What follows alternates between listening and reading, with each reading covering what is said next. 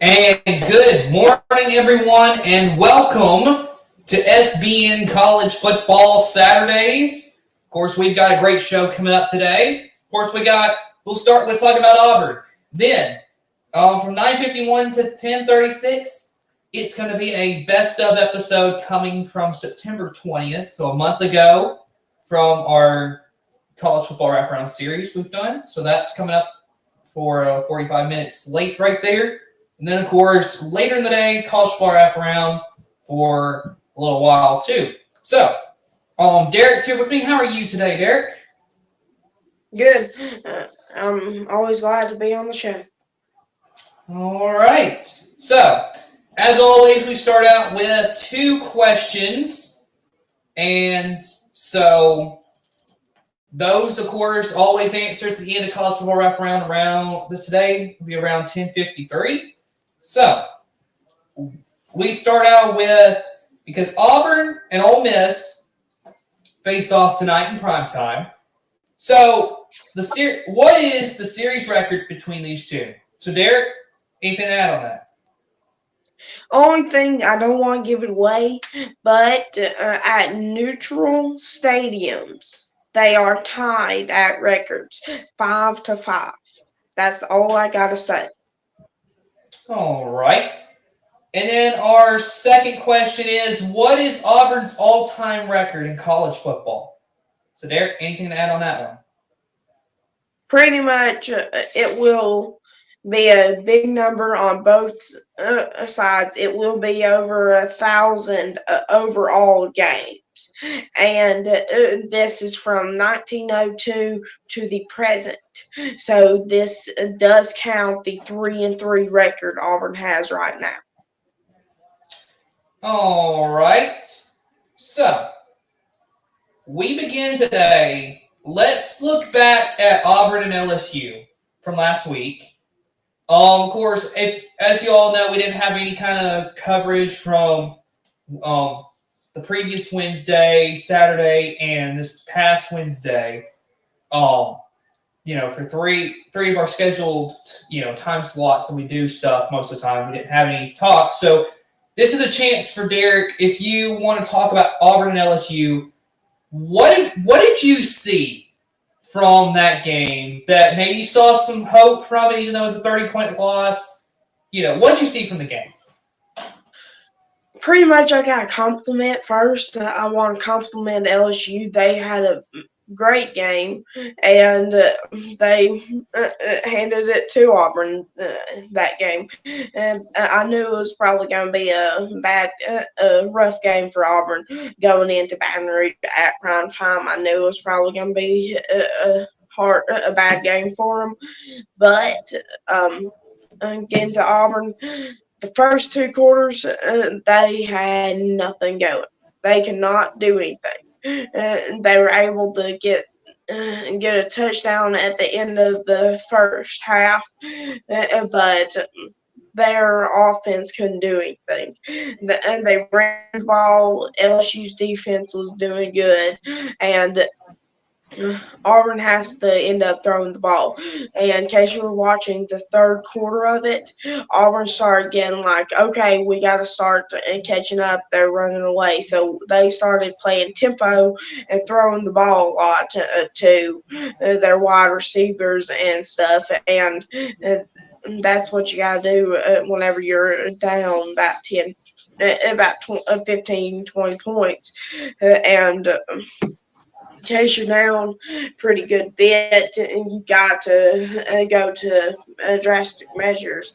And in case Auburn didn't realize that they in the LSU game at third quarter, Auburn is in trouble against Ole Miss because Ole Miss, their offense probably will be good. And I was looking at little news from Auburn and stuff, and they said the five things Auburn has to do against to beat Ole Miss is one, get the offense going, passing the ball and run the ball good, and they have to have a dominant run game.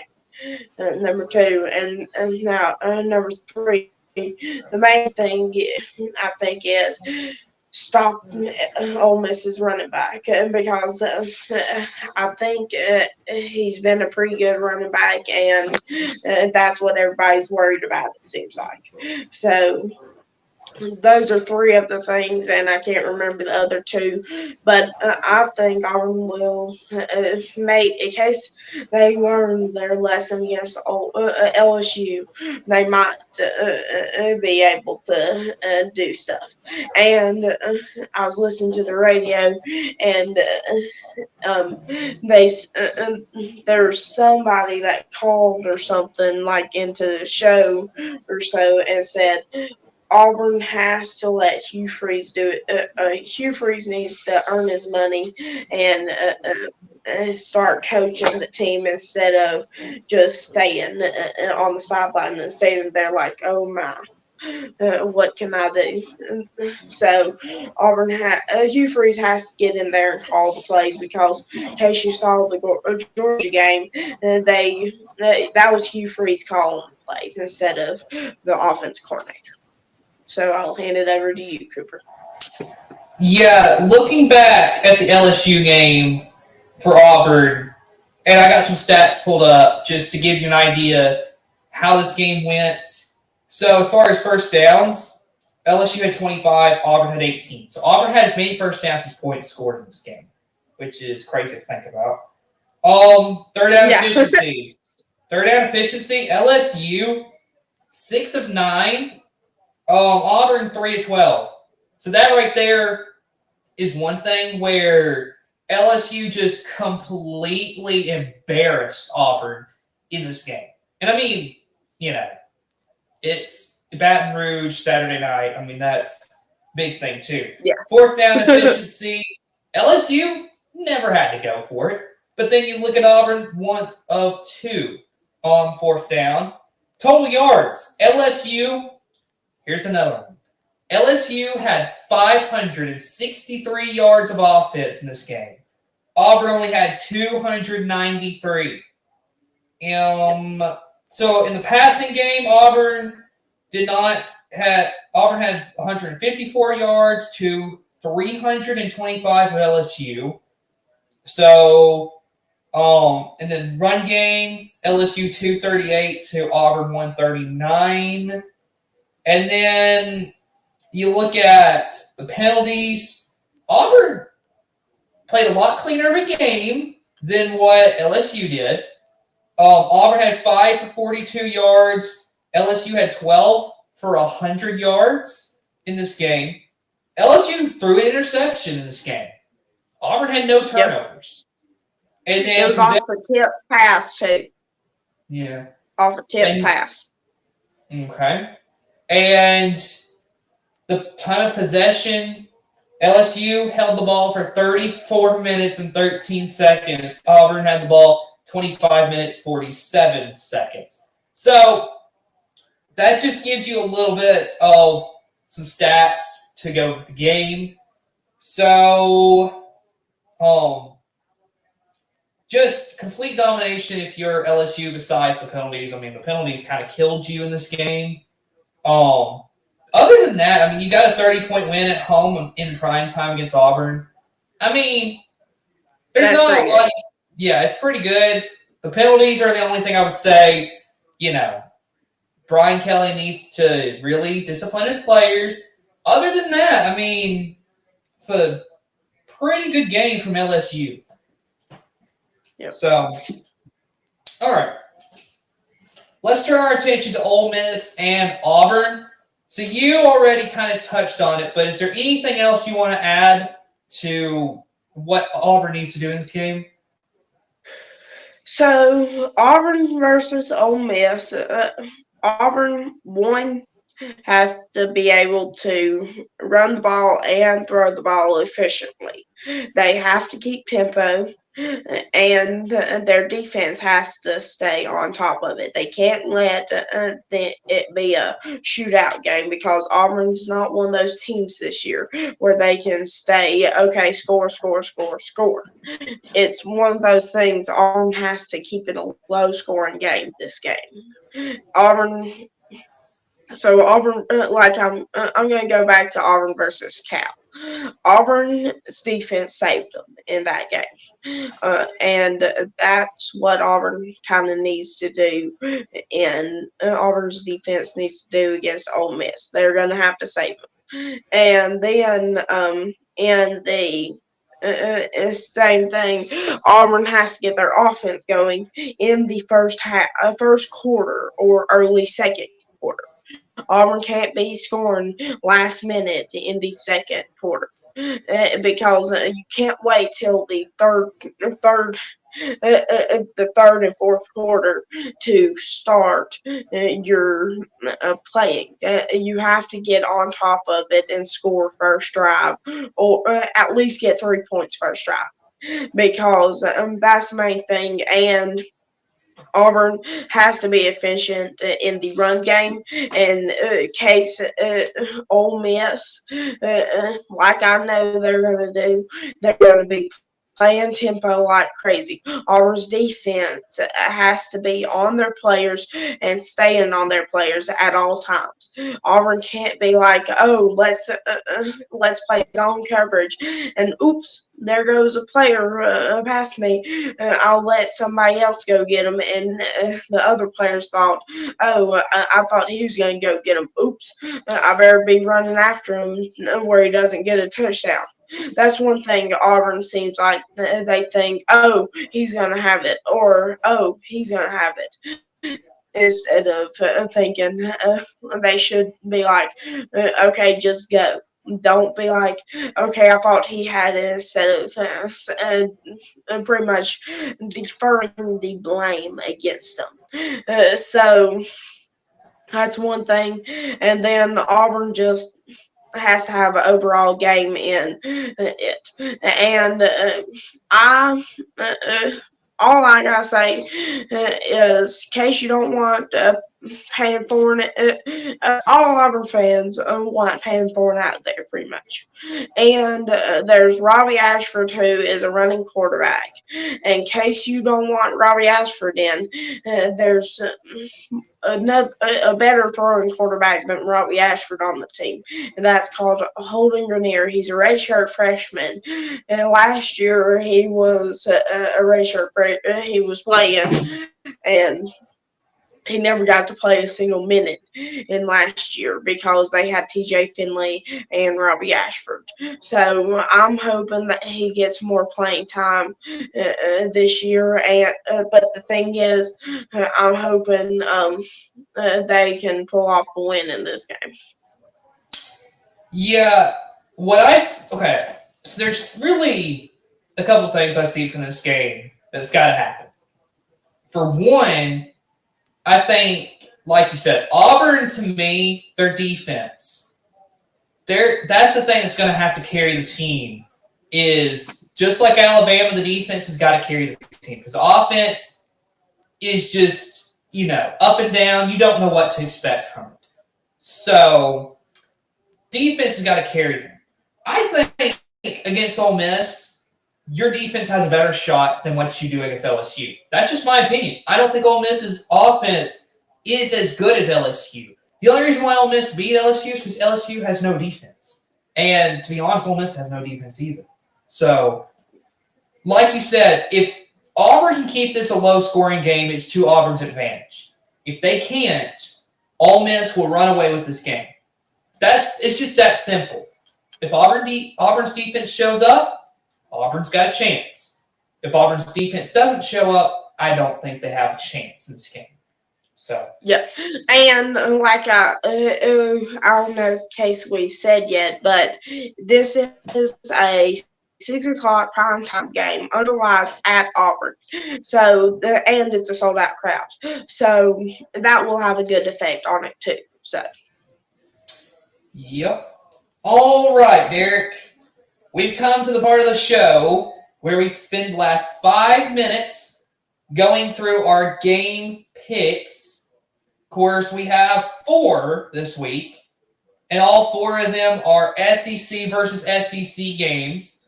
So we're going to start out with 2 of the teams that I think are very evenly matched, Mississippi State and Arkansas. Derek, where are you going on this one?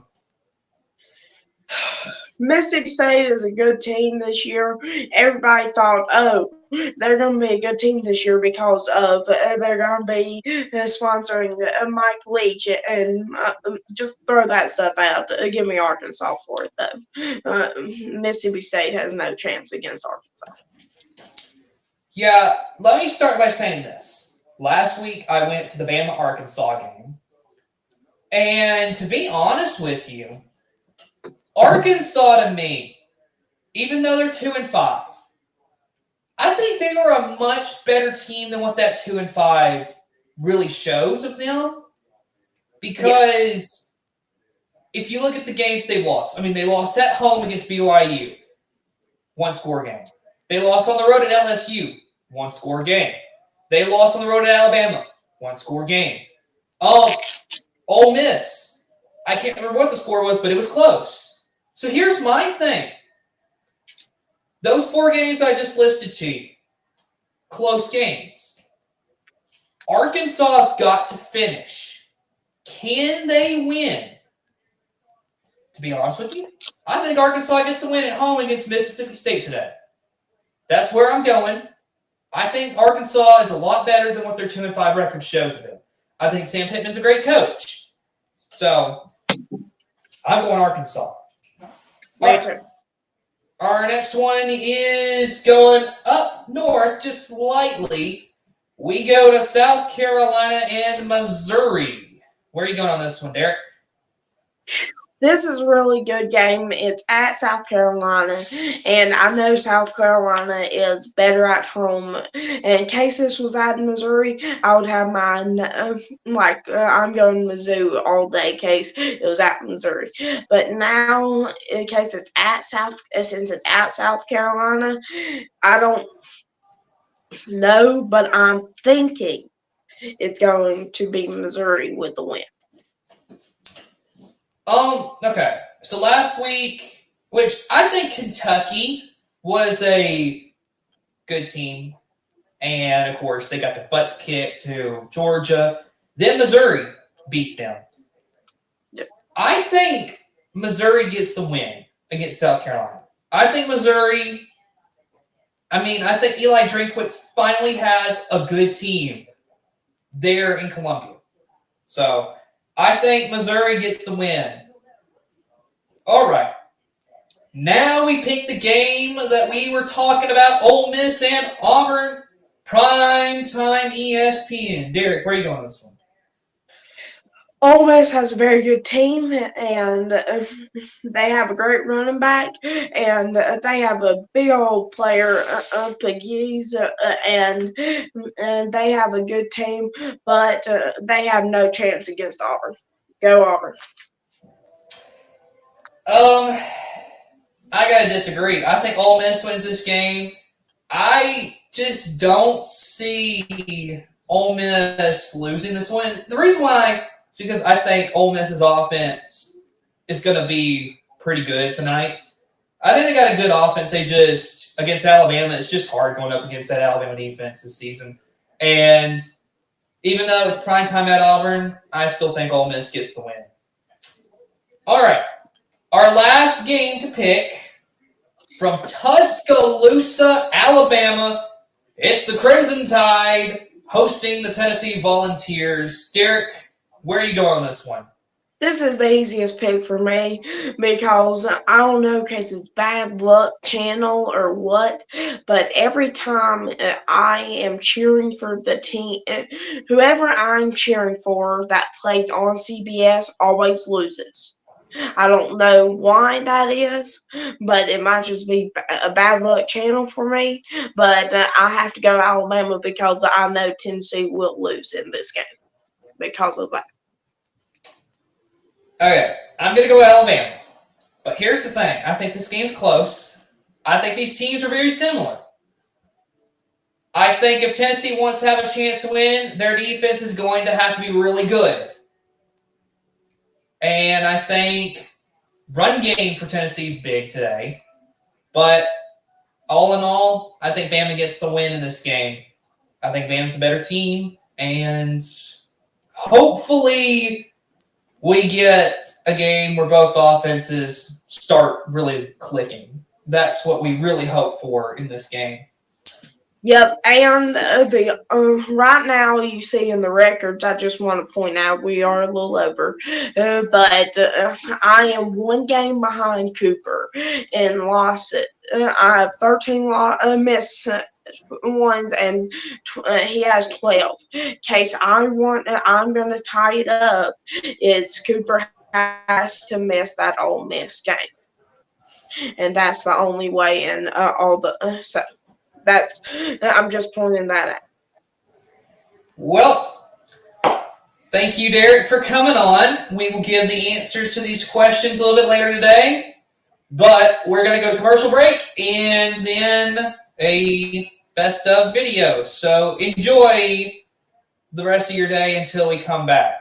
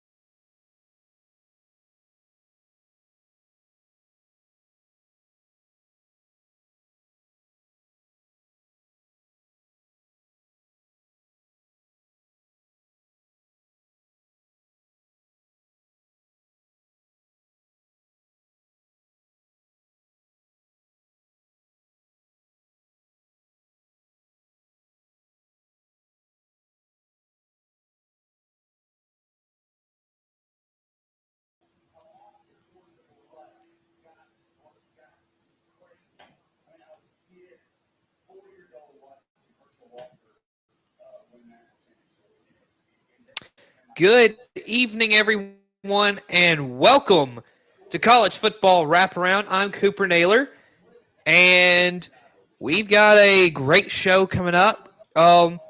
So, what can you expect? I'm going to go over my rankings for this week.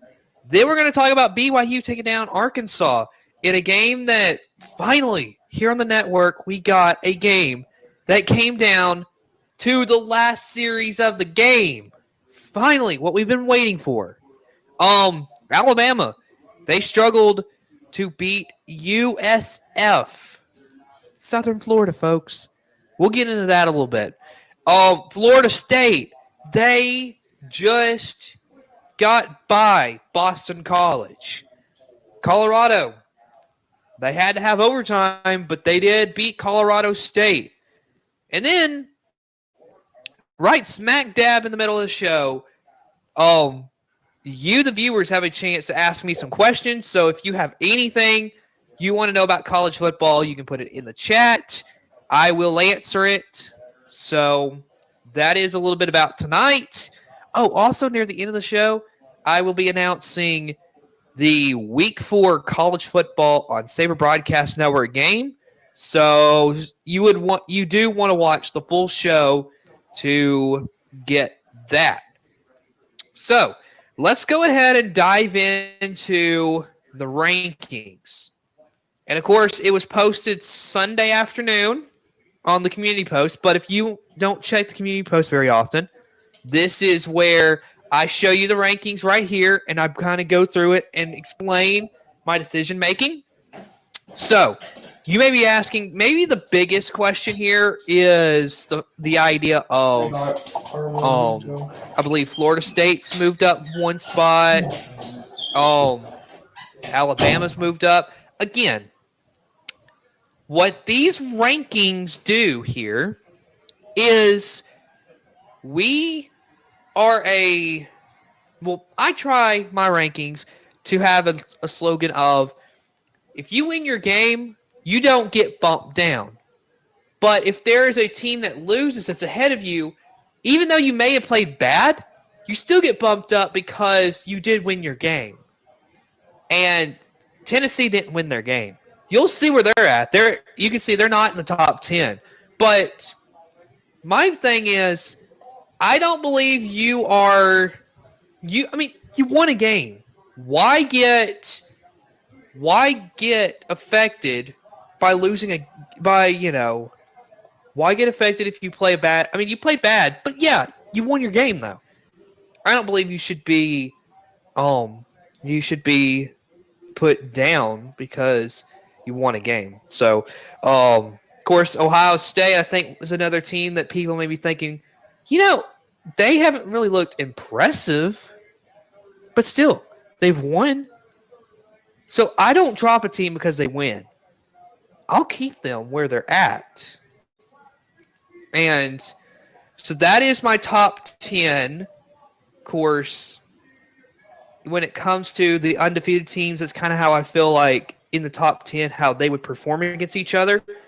And then once you get into the one-loss teams, I really don't know if it's really how I would feel, but it's just where I feel like the current week we're looking at and seeing how they performed on the field so far. But as far as do I think Alabama would beat any of the other teams that are ahead of them, they'll keep it close. As far as beating them, I don't know. So, all right. And then here is 11 through 25. And you can see Tennessee's moved down to 14. So the good, like the number that I've been dropping teams when they lose is about 9 places. Kansas State, for instance, was 16. Now they're down to 25. So, again, you see that I haven't dropped anybody out the last few weeks of the rankings. But this week, as you can see, some of these matchups, there's going to be significant change in the rankings. And it will be interesting to see how does the rest of it play out. Some of the big games. Alabama and Ole Miss is big. Oregon, Colorado, Clemson and Florida State. Those are kind of like the headliners. Ohio State, Notre Dame is another one. Penn State and Iowa. LSU, Arkansas is an interesting game. So this is what I have right now for my rankings.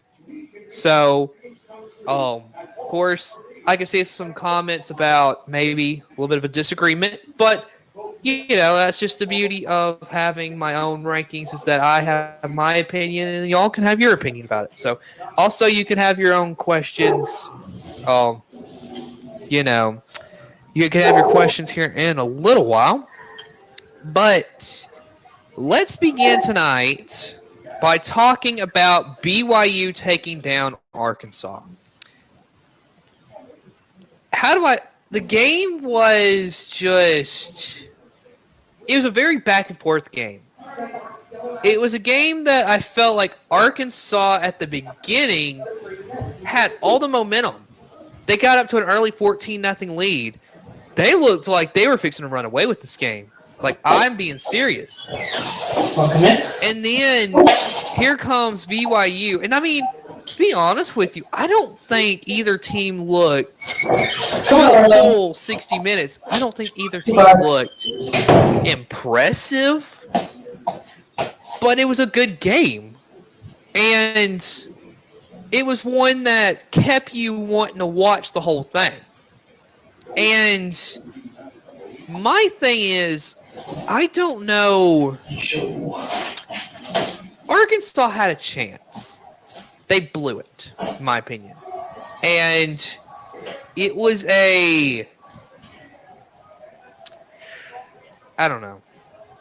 It just really is one of those games where Arkansas, you scratch your head because they got up 14-0.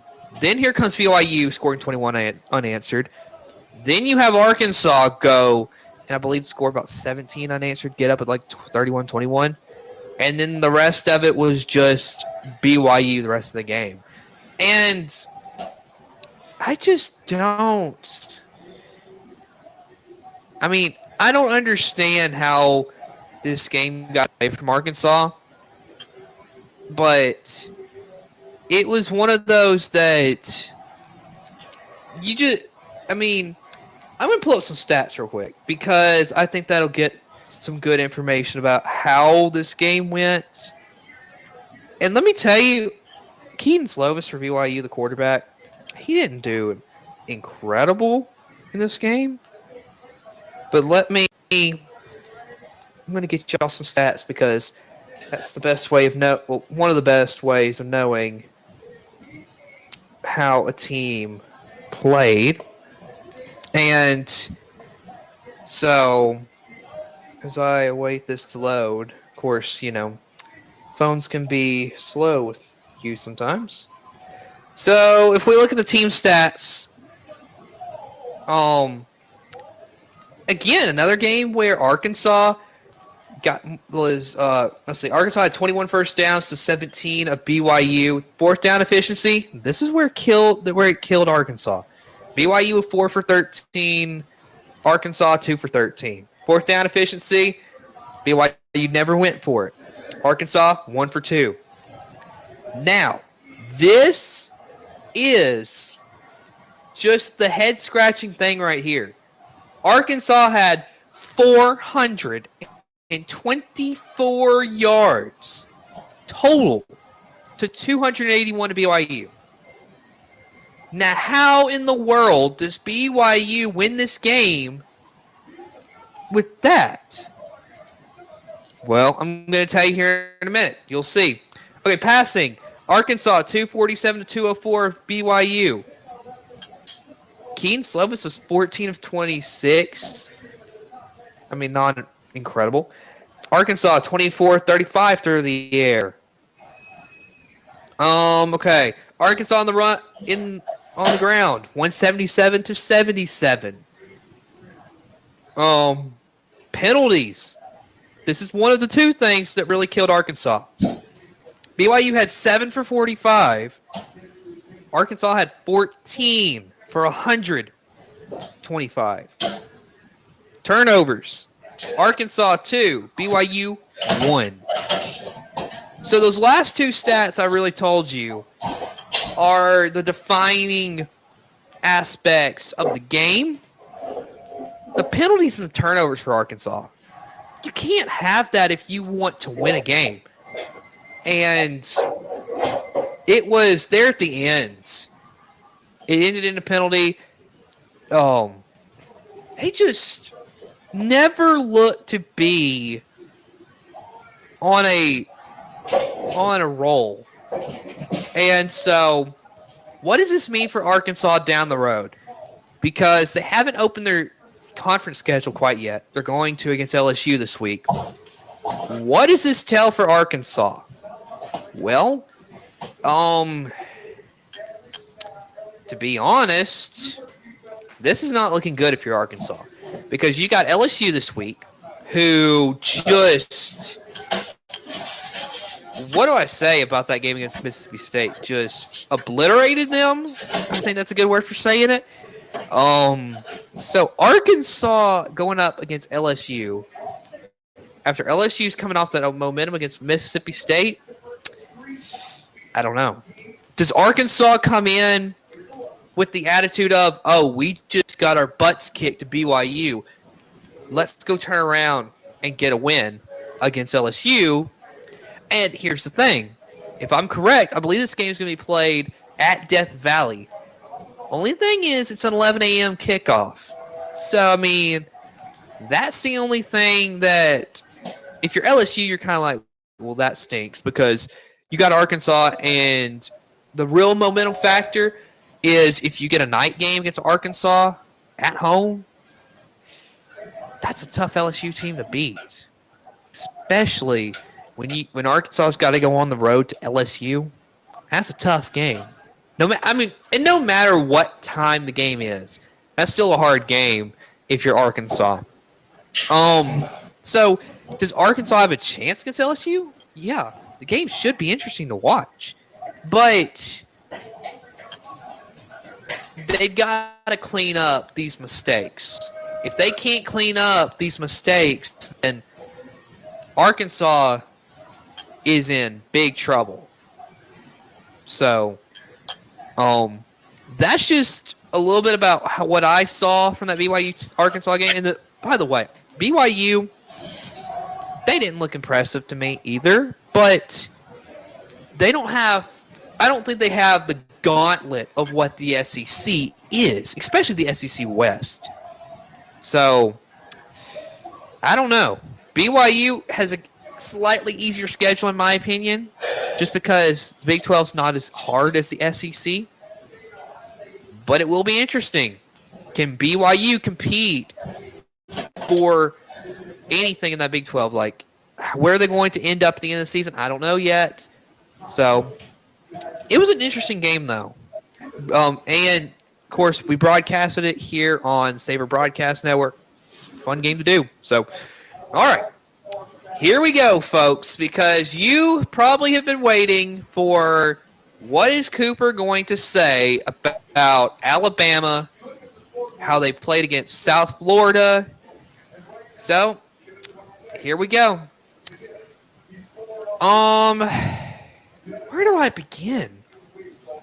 Well, Tyler Buckner definitely has probably his days starting in the Power 5 as a quarterback has probably gone out the window. I mean, it was bad. And the question I have is,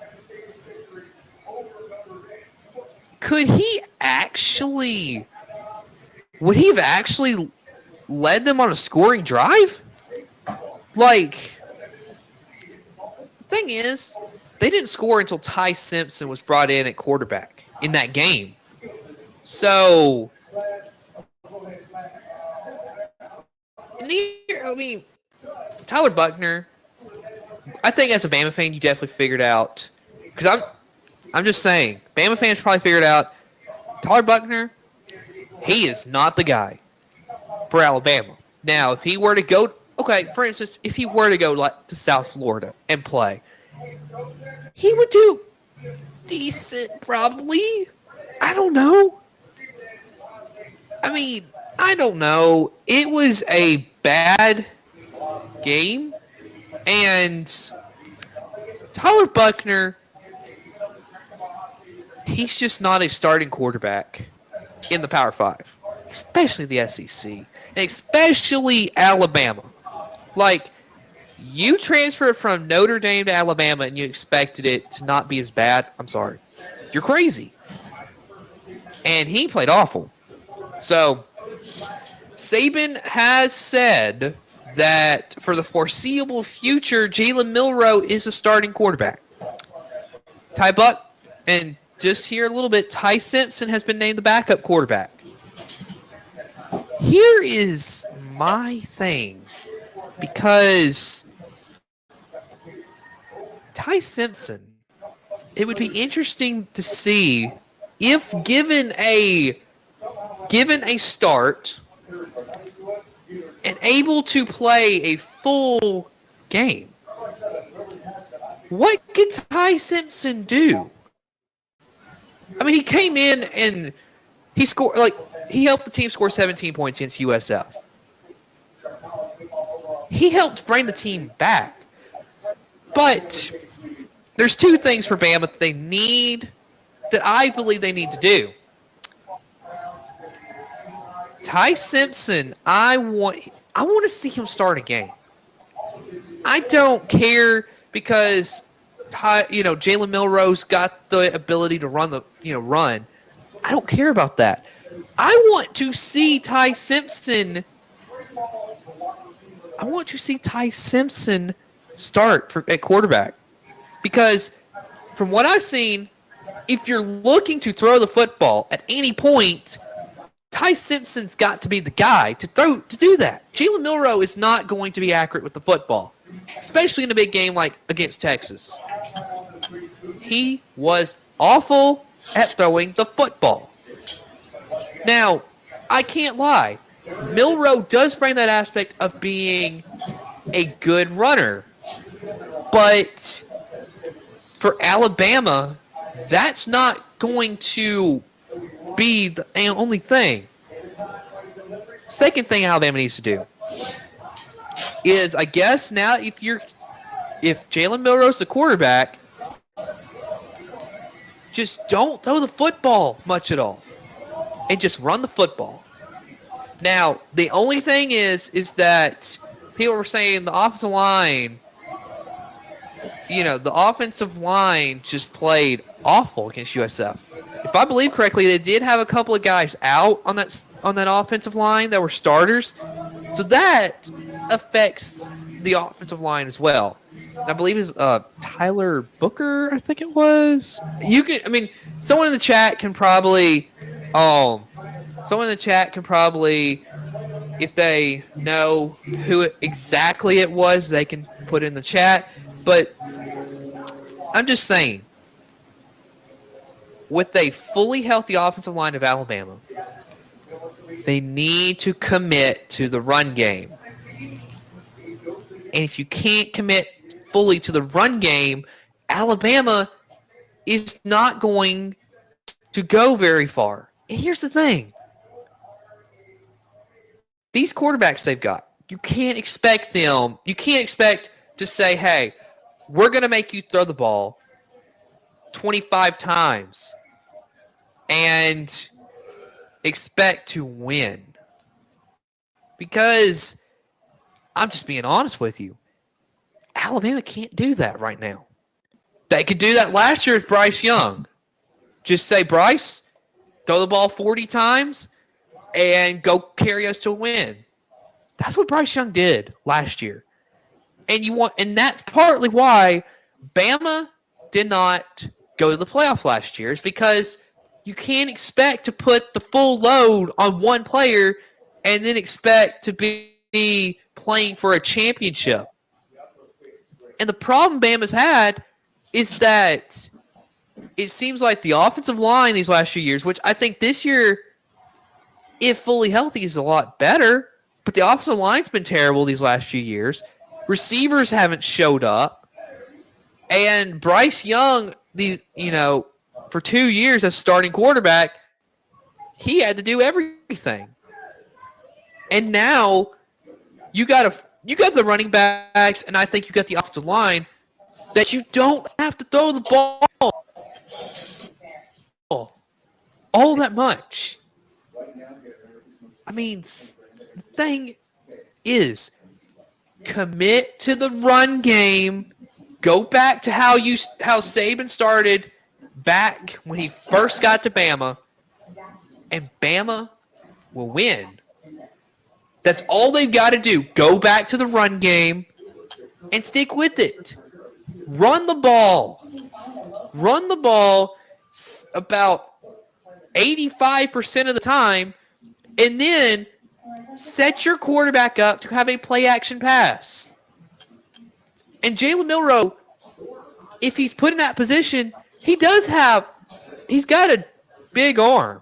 So he can make deep passes, but he's got to know where to go with the football, for one, because if you watch the game against Texas, it doesn't seem like he knows where to go with the football.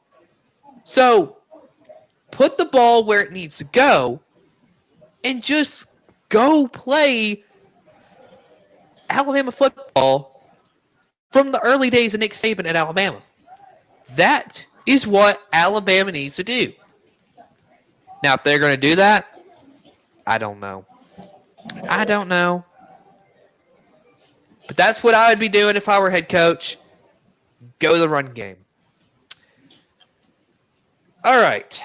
So now it is time for a little question and answers time. So all those people listening on Spotify, that may be new to the show, what we do here is that for the live viewers on YouTube, they have a chance to ask me questions about college football, and it's more like a conversation with the viewers, just getting a little bit of engagement. So if you have any questions at all, I'm going to answer them, and, we will go from there. So let me scroll.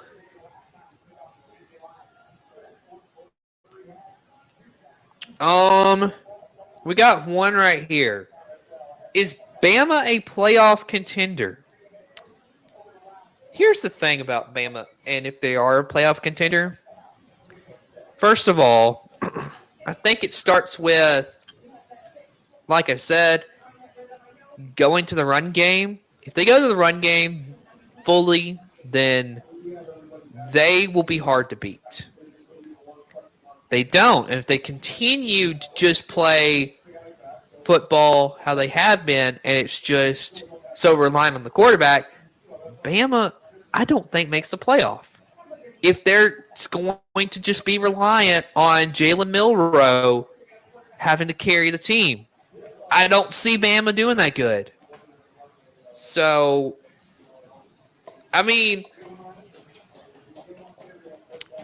it is unusual territory for anybody who follows anything coming from Tuscaloosa. Let's see. Chris Naylor says, where is Rutgers? Well, again, the 25 teams I've got in the rankings are who I think is the best, and so I'm not quite there on getting Rutgers in there. But if I had to put probably right now, probably because of the eye test, probably BYU would be the first undefeated team I'd put in there. Can Auburn be bowl eligible this year? They can, but it's going to be hard. Of course, the SEC schedule they've got is going to be tough. I don't foresee them being that good in conference. They just have a lot to play. Even Arkansas, I think, is going to probably beat them. So, I mean, don't know. Let's see. Will Texas go all the way? No. Texas is not going to win the championship. Can they make the playoff? Yes. I think that they are a playoff team. But here's the thing. There's a bunch of other teams. And unlike other years, there's not really that one team that really stands out as, oh, they will win the championship. Like, I don't see that yet. There's not that dominant team who we can pick out after 4 weeks and be like, okay, they're the best team. If I'm going to be completely honest with you, a team that looks to not have a lot of issues that could potentially be that, I think Notre Dame. Now, of course, this Ohio State game is going to tell a lot, but Notre Dame, if I'm going to be completely honest with you, I don't see a lot wrong with that team right now. You've got Sam Hartman as their quarterback. They've got a great offense, complementary, because I think they're able to run the football. They got a great offensive line. They got great receivers. Notre Dame's going to be a tough team. They're a team that is going to be there at the end of the year. And they, I think, have a chance to make a little noise this year. So that's a team I would watch out for. Okay. What do you think about Jackson Arnold? Will he be reliable next season as a starter for Oklahoma? I mean, I'm not sure yet. He's he's only come in like at the last few minutes. Of every game, because Dylan Gabriel's been just insanely good. Of course, they haven't really played anybody quite yet. But Oklahoma, I think they're establishing that they are the second best team in the Big 12 right now. I was skeptical, folks, going into the season, how will Oklahoma do? But I think I can be confident right now. I mean, even though they haven't played anybody, but I think Oklahoma, to me, has solidified themselves as the second best team in the Big 12 going into Big 12 play. So they're going to Cincinnati Saturday. So I think that's an interesting game.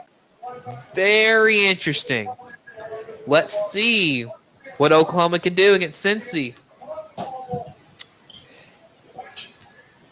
And then we have Chris Naylor saying Texas will blow it like always. I mean, I don't know. But I do think they're a good team. I think Texas is a very good team. Is Colorado going to beat Oregon? Right now? Of course, my opinion may change Saturday, but no. I don't think they will. Travis Hunter's going to be out. Travis Hunter's the best player on that Colorado team right now. Now, I mean, people could argue, why not Shedeur Sanders? I'm like, here's the thing. When you have a guy who could play wide receiver and defensive back, and he's incredibly good, then Travis Hunter's the best player on that team. And you give him time, he could be a guy who could win the Heisman. That's just my opinion. Just watch out. Travis Hunter is a really great player. Okay. How many, if you want to continue sending your questions, I am happy to answer them. I'll answer a couple more, and then I will turn my attention to Florida State because, of course, we got a lot to talk about when it comes to Florida State and Colorado coming up next. But if you have any more questions, this is your chance, folks, to have them answered.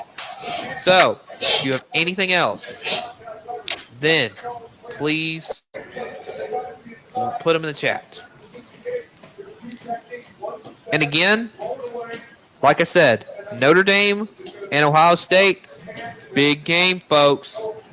Because, like I said, I think Notre Dame is legit this season as well. So, I mean, if Notre Dame's legit, let's go see if can they beat Ohio State at home? Of course, beat at home. Okay. Will Oklahoma beat Texas? Right now. Okay. I'm going to speak from what I've seen so far. And things may change. But right now, I think Texas would beat Oklahoma if they played right now. And the reason I say that is because Texas is more tested so far this season. I mean, it takes a team to go into Tuscaloosa and win. But not only win, but come out with a double-digit win. And the first non-conference team to go in there since, I believe, UL Monroe. I mean, Texas is a good team. So, who knows? And then Chris Naylor says, who has Notre Dame beat? Well, I get what you're saying. They haven't really beat anybody yet as far as, who is any good. But they, to me, right now, they do look like they do look like a better team than Alabama right at the moment with how they've played so far. Now, of course, like you said, you may say though, because Alabama has had a tougher schedule here early. But Notre Dame, there's things that they look to have played better. And then, so, let's see. Is Georgia a 3-championship team? No. I don't think they're winning the championship this year. And then, Cooper, you haven't even watched Oklahoma. You said Arnold only came in at the end of the game. He has played third quarter every game. Texas almost lost to Wyoming. OU will win that game. Mark my words. I mean, it could happen. I don't know. But I don't see Oklahoma beating Texas at this moment. That's what I was saying. At this moment, I don't see Texas losing to Oklahoma. But we'll just see. But I do have to move on. Because now we've got to talk about Florida State. And they had a close call against Boston College, folks. I'm going to get the stats out because, we're going to get accurate information for you. And it was I believe, 31-29 game. Yeah, 31-29. And Florida State got shut out in the fourth. 13-0 to Boston College. So, we will. Okay. So, when we look at the stats, we're just getting it pulled up. They were even on first downs. 20 first downs for Florida State, 20 first downs for Boston College. Third down efficiency. Florida State was 1 for 9, folks. Boston College, 8 for 19. Fourth down efficiency, Florida State 1 for 1. Boston College 4 for 5. Total yards, Boston College 457. Florida State 350. Passing yards, Boston College 305. Florida State 222. Run game, Boston College 52 to 128. Penalties though killed Boston College. They had 18 for 131. Florida State only had 5 for 45. Florida State turned the ball over 2 times, which was 2 fumbles. Boston College threw an interception. So you look at this game, penalties killed Boston College here. And they nearly made a comeback in this game, but it wasn't enough. Florida State pulled it out. And every good team's going to have that game where they have to really play at the end of the game. And Florida State, that was just one of their tougher games they're going to have. Now, of course, Florida State's got a big game against Clemson Saturday. So that's going to be a very interesting game. So you are not going to want to miss that because that's a good one. And Florida State, this is really the game where if they're really for real, then they got to slay the giant of the ACC. I mean, that's just my opinion because right now Clemson is the big monster, and Florida State's got to go slay it. So, I mean, that's just how I see it right now. And Florida State comes in the favorite against Clemson. So, I mean, we'll see. But Florida State definitely can't have a game like they had against Boston College because if they do, Clemson, I think, will take advantage of that. So, and then Colorado. I'm telling you, they're 3-0, and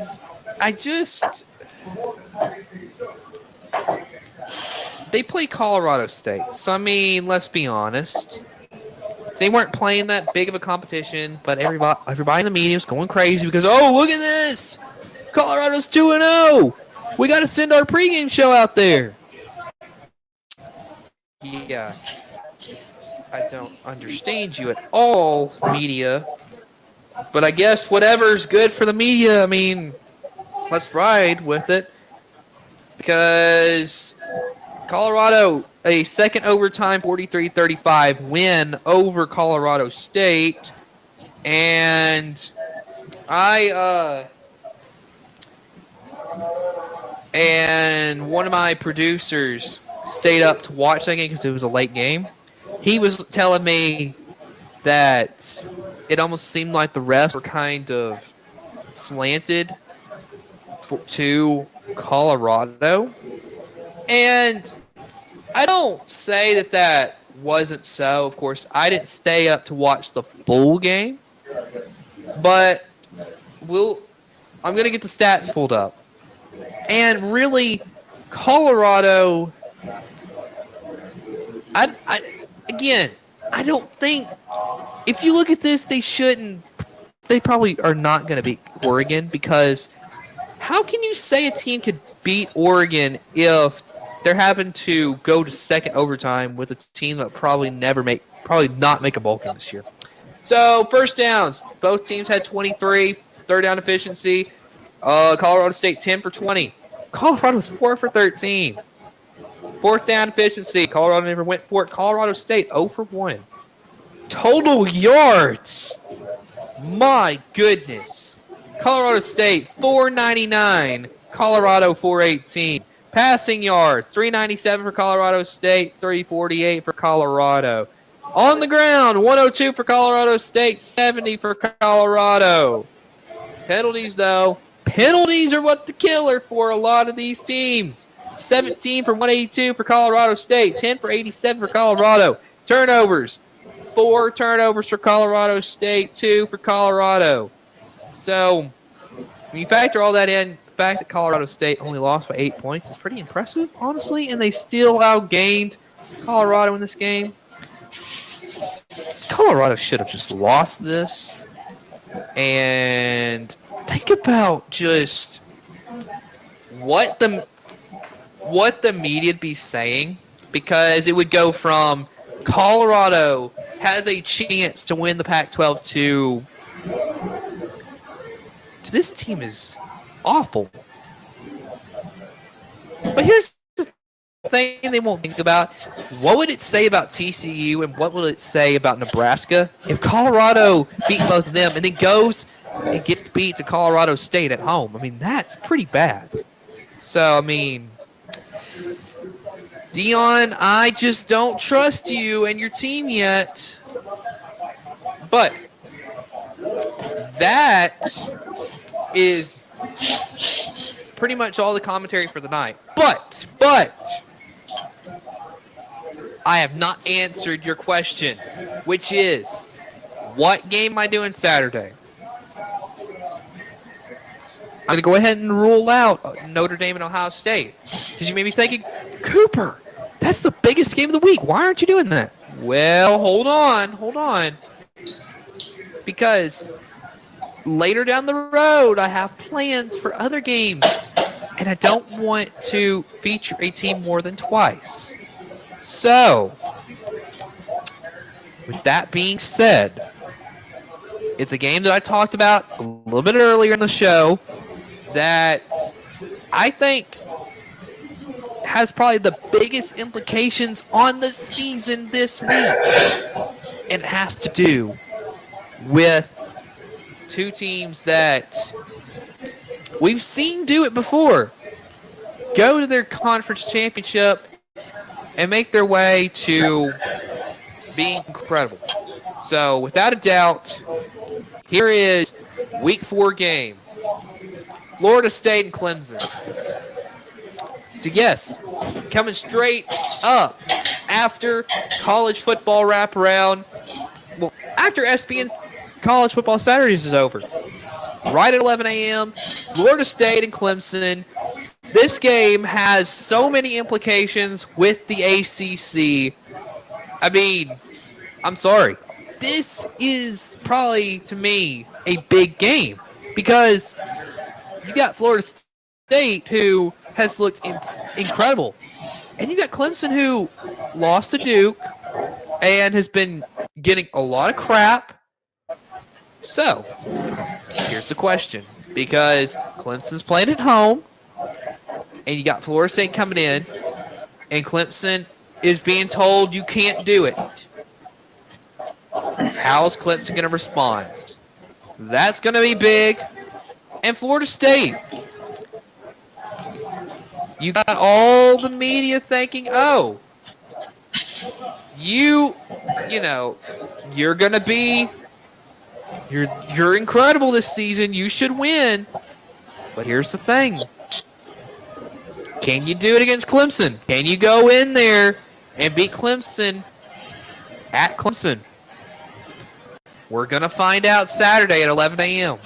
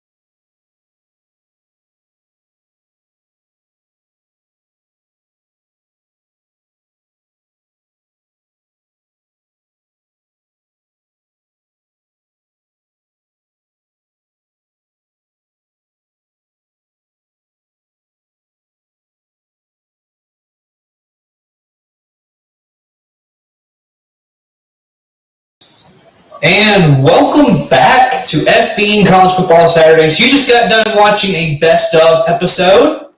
That was from September 20th, I believe, of this year. So about a month ago. Man, has things changed.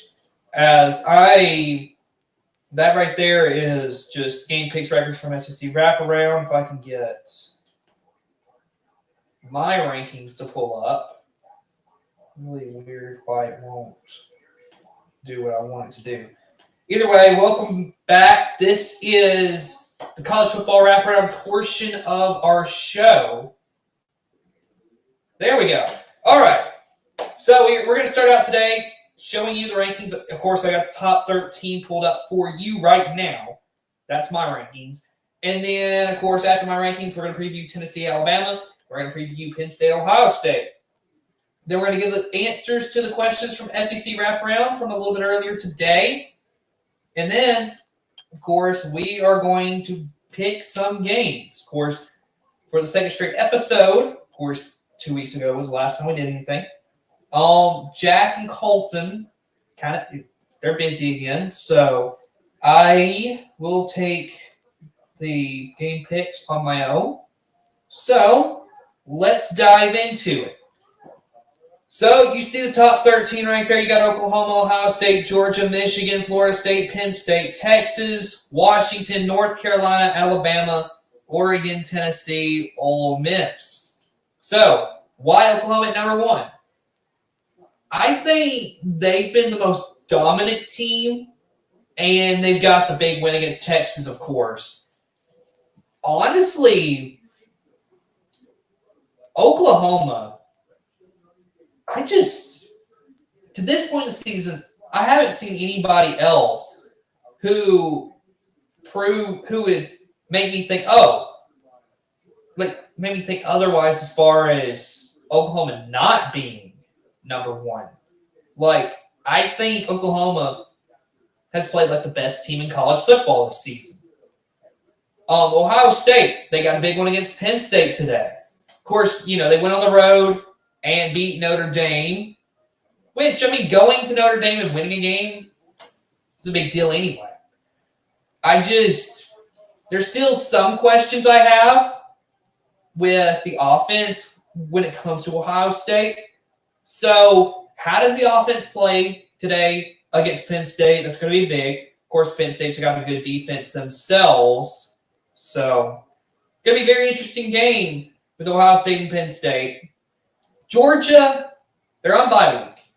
So the loss of Brock Bowers, how big is that going to be for their next few games? I'm really interested to see that because he is a big portion of the offense. Now, they certainly have guys that could easily step in and, and replace his impact. But still, you're losing one of your best players on the team for a few weeks. How does that go for you? Michigan just hasn't played anybody yet. That's why I keep them at number 4 because I just haven't seen them really, play anybody yet. Now, in a few weeks when they've got to play Penn State, that's going to be their first real test. Other than that, though, there's just not been anything to prove to me that, hey, Michigan should be number 1. Just really hasn't. Florida State, I think they're a really good 5 team right here. Florida State, of course, has had some good wins so far this season. I think Florida State's a team. I don't know if they're good enough to be in the playoff yet, but when push comes to shove, and if something happens to one of these 4 teams I've got up here, Florida State could easily get themselves in there. Because, I think they're just right there knocking on the door. So, Penn State, another team. I don't know if they've really played anybody yet, but I think they've looked pretty good so far.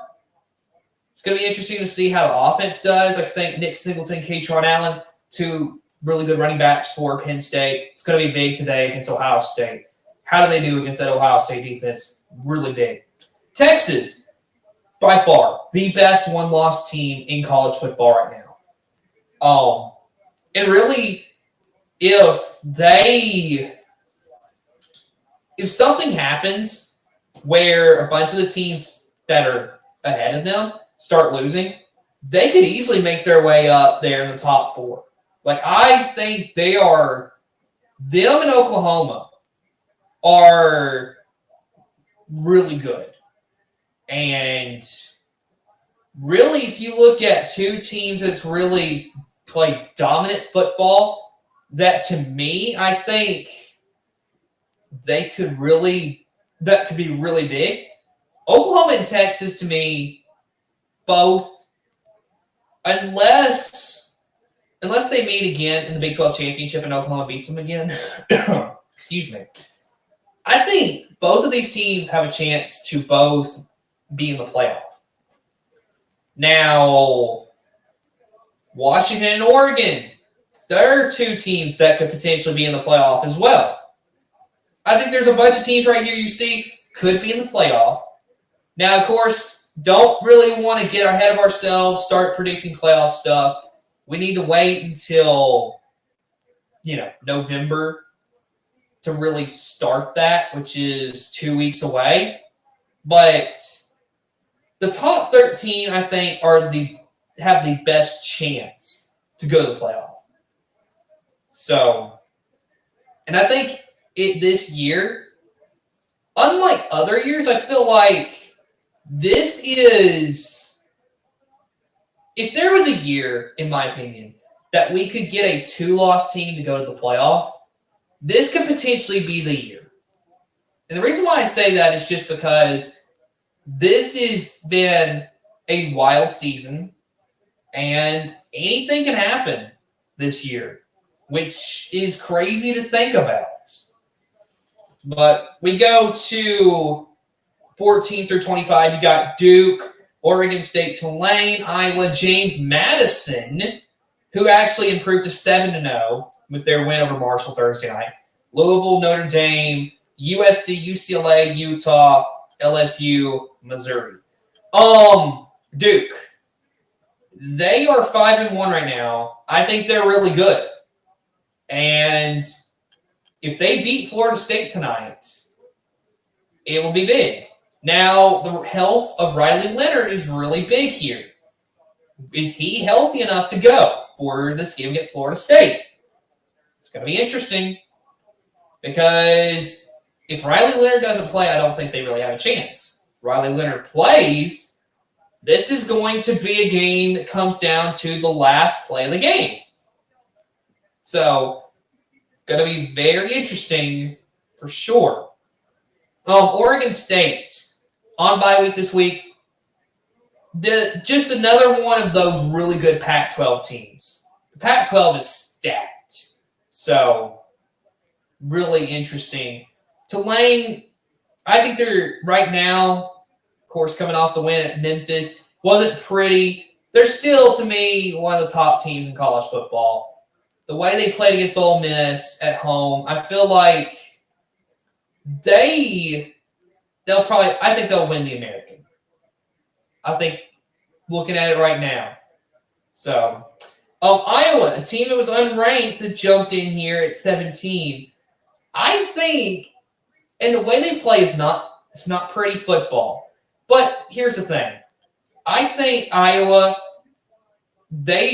I think they're just the cream of the crop when it comes to the Big Ten West this season. And, Iowa against, fill in the blank in the Big Ten Championship, I think is pretty much going to happen. At 6-1, Iowa, I think it's their defense that's going to carry them. And they don't have to be – their offense hasn't really done incredible this season. So, and of course, I think, if I'm not mistaken, Cade McNamara, of course, started at Michigan for his career. I believe he had a season-ending injury. So, of course, that's big when you consider this game with Iowa and Minnesota coming up today at 2:30. But Iowa, I think still, I just see them being really good this season. James Madison, another team, undefeated, Sun Belt. Really, I think it's them and Tulane who's really competing for the who's best in the group of five. Louisville and Notre Dame. Of course, Louisville lost to Pitt last week. I think Louisville, though, they're a good team. For the first year of having a new head coach, Jeff Brom, they've done good. Jeff Brom is a difference maker for Louisville. Just incredible what he's done at Louisville so far. And then Notre Dame, 6-2, beat USC last week at home. There's still something off with Notre Dame. I know you beat USC at home, but I don't think it takes a lot because USC, I think, is very overrated. And that comes to USC. Of course, tonight they got the game against Utah. Going to be very interesting. We'll have it here on Saber Broadcast Network for you because I didn't mention that yet. But, of course, if you look at my scheduled live streams, Utah and USC tonight at 7 o'clock here on Saber Broadcast Network. Be very interesting. Utah, of course, has handed USC 2 straight losses in the series. Of course, those 2 coming last season. 1 game being played, I believe, in Utah. Utah won the game. And then, of course, the Pac-12 championship. Utah beat them as well in that. So, very interesting game. And then UCLA smack dab in the middle of them 2. Got a big game against Stanford. Of course, Stanford not incredible this season. But, of course, we do have to mention this. They had a comeback win against Colorado in what was probably an embarrassing game for the Buffaloes.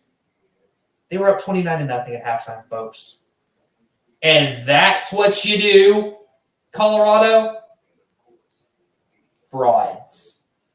Everybody started talking about at the beginning of the season, oh, look how good they are. Look how good Colorado is. Colorado ain't going to do nothing. And now everybody's reversing, oh, they weren't meant to be as good. The whole Colorado thing is ridiculous. And then Utah, of course, like I said, Cam Rising, I don't think's played at all this season. So it's going to be big to see how Utah does again. Just rotating quarterbacks so far this season, just not incredible. LSU, dominant win against Auburn. Penalties, got to clean it up, but as long as they clean it up, They'll be fine. And what a way to do it than play Army to get it all cleaned up. And then you got bye week, then you got Alabama, I believe, is how it is for LSU. So, and then Missouri is the last team, just beat Kentucky. Honestly, Missouri, they could really challenge Georgia this season, I think. And if Brock Bowers isn't playing, that Missouri-Georgia game is going to be very interesting, in my opinion. All right, so that is my rankings. So now, let me briefly preview Tennessee, Alabama, and then Penn State, Ohio State. And then I'll give you the answers to the questions, and then we will get into the game picks. Tennessee, Alabama. I think you look at this one, you got I believe 5-1 Tennessee Volunteers against a 6-1 Alabama Crimson Tide. Game being played in Tuscaloosa. Alabama's looking for revenge. Alabama rarely loses to a single team twice in a row. And especially they don't really lose very often in Tuscaloosa. So this game is going to be interesting. I think this is one of those games where, to be honest with you, I think it's low scoring. It's a total opposite type game than what you saw last year where it was just score, score, score, score, score. I think this year it's defense, defense, defense, defense. And if it's that way where it's all defense, I think Bama has an advantage in this game. So it'll be very interesting for sure to see how these two teams face up against each other. But very interesting game. And then Penn State, Ohio State. This is, again, another game where it's going to be defense, defense, defense. And you see the thing is with this season, some of the top teams, it's going back to old school football where it's defense wins championships. And I like it. I like it a lot.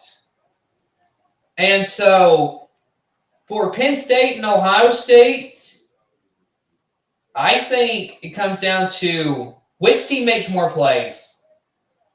And I don't know. It's a big game coming up here in just a few minutes. And then, so that is the two games I wanted to highlight. So now we look at our answers to our questions. So our first one was, what is the series record between Auburn and Ole Miss?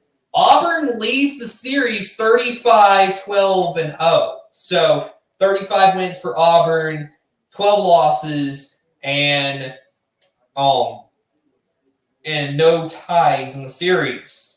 And then you look at Auburn's all-time record. There's 773, 455, and 43. So that's Auburn's all-time record.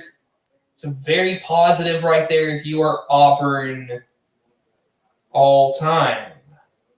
So now, it is time for the game picks for today's games. So I'll pull that up for you. That is how we are doing. I'm 38-20. Jack, of course, looking really good at 41-15. And then Colton is 23-18. So, we begin today's game picks with Duke and Florida State. And this is an interesting game because, like I said earlier, it's going to depend on if Riley Leonard plays. But, I mean, it's prime time in Tallahassee. I got to go Florida State on this game. I just think Florida State is the better team. So, Florida State, I'm going to pick them to win the game. Later tonight, Utah and USC. I'm not able to pick this game. So, in its place, Clemson and Miami, which I think is an interesting game. I think Clemson goes on the road to Miami and beats them in prime time. I think Clemson's a good football team. It's just they've kind of flown under the radar. So I'm going to go Clemson. Tennessee and Alabama. I picked Alabama earlier, and I'm going to stick with it. I think Alabama's the better team here. And so we'll see what happens. And then Penn State, Ohio State coming up in a few minutes. Big game. And really, I mean, it's in Columbus. It's hard to choose. Honestly, I think Penn State gets the win here. I think they go on the road and beat Ohio State. So, of course, that is my game picks. You see the records. We'll see how we do. So, very interesting for sure. All right. So, tonight, Utah, USC, here on the channel, 7 o'clock. You don't want to miss it. And as always, we are so glad you tuned in. So, with that, this has been College Football Wraparound. Thanks for watching, and we will see you again later tonight.